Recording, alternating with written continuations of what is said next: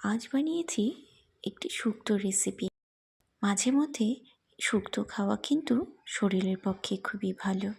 এই রেসিপিটি কিভাবে আমি বানিয়েছি চলুন দেখে নিই। এই রেসিপিটি বানানোর জন্য প্রথমেই আমি একটি মিক্সিং জারে 2 চামচের মতো পোস্ত নিয়ে নিচ্ছি আর তার সাথে 1-1.5 ইঞ্চি আদা। এটি আমি ভালোভাবে পেস্ট করে নেব।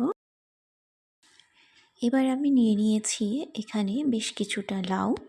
আমি লাউগুলোকে ঠিক এরকমভাবে কেটে নিয়েছি। দেখুন, ঠিক এরকমভাবে পাতলা পাতলা করে আমি কেটে নিয়েছি।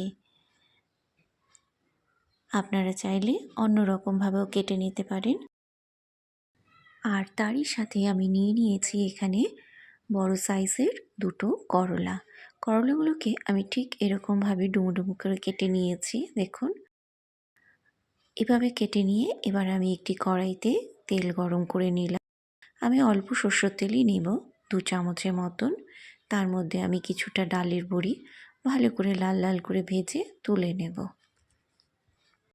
আমার চ্যানেলটি সাবস্ক্রাইব করা না থাকলে সাবস্ক্রাইব করার অনুরোধ রইল। আমার রান্নাগুলি আপনাদের কেমন লাগে অবশ্যই কমেন্ট করে জানাবেন। এই তেলের মধ্যেই আমি একটি শুকনো লঙ্কা আর বেশ কিছুটা রাঁধুনি ফোড়ন দিয়ে নিচ্ছি। আপনারা চাইলে সাদা জিরেও ফোড়ন দিতে পারেন। এবার আমি এর মধ্যে কেটে রাখা করলাগুলি দিয়ে দিচ্ছি। শুক্তোর মধ্যে কিন্তু করলাটা অবশ্যই দিতে হবে। করলাগুলি ভাজা হয়ে গেছে, আমি তুলে নিচ্ছি। এবার আমি আর কোনো তেল ব্যবহার করব না। শুক্তোতে অল্প তেলেই রান্না করতে হয়, তাই আমি এর মধ্যেই পোস্ত বাটা আমি দিয়ে দিচ্ছি। এবার একটু কষিয়ে নেব আমি পোস্তগুলোকে। একটু জল দিতে হবে, আমি একটু জল দিয়ে দিচ্ছি। এবার একটু খুন্তি দিয়ে নাড়াচাড়া করে নিয়ে আমি এর মধ্যে 1/2 চামচের মতন হলুদ আর পরিমাণ মতো লবণ দিয়ে দিচ্ছি। এবার আমি সবগুলো মশলা ভালোভাবে মিশিয়ে নেব।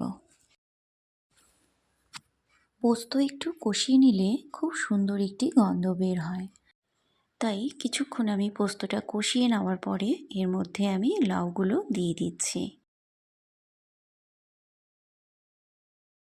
এবার পোস্তগুলোর সাথে লাউগুলোকে ভালোভাবে মিশিয়ে নিতে হবে।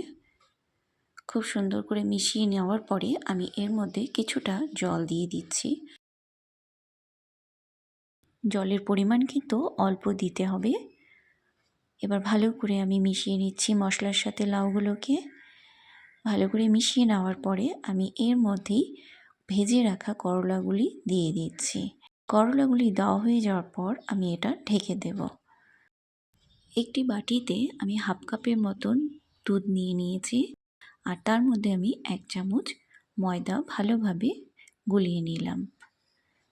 এবার ঢাকনাটা খুলে নিচ্ছি। দেখুন, জল শুকিয়ে এসেছে, লাউগুলো সব সেদ্ধ হয়ে এসেছে। দেখুন, সবগুলো লাউ সেদ্ধ হয়ে গিয়েছে।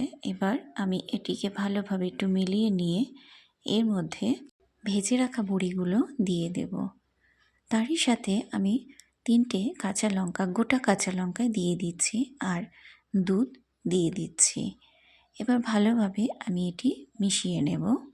শুক্তোর মধ্যে অল্প দুধ কিন্তু অবশ্যই দেবেন, তাহলে শুক্তোর স্বাদ দ্বিগুণ হয়ে যায়। আমার রান্নাটি কিন্তু প্রায় কমপ্লিট হয়ে গিয়েছে। রান্নাটি আপনাদের ভালো লাগলে একটি লাইক ও শেয়ার করবেন।